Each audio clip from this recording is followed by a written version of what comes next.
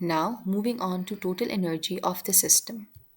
So, as we saw previously, the total energy is basically the sum of the kinetic energies and potential energies of a system, where the kinetic energy is calculated as half mv square.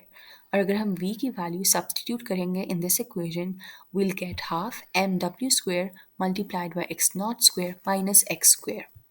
And we also learned that the kinetic energy is maximum when the displacement is equals to 0. तो अगर हम x is equals to 0 का substitute करेंगे in the equation above, we'll get the maximum kinetic energy is equals to half mw square multiplied by x naught square.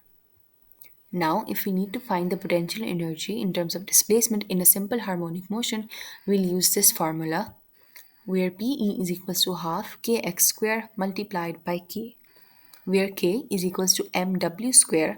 तो अगर हम इसको equation में substitute करेंगे, we'll get u is equals to half mw square x square.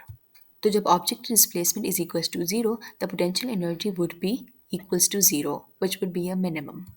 So the total energy of the system at x is equals to 0 would then be given by adding the sum of kinetic energy and the potential energy, जो हम इस formula से calculate कर सकते हैं, where E is equals to half mw square x naught square.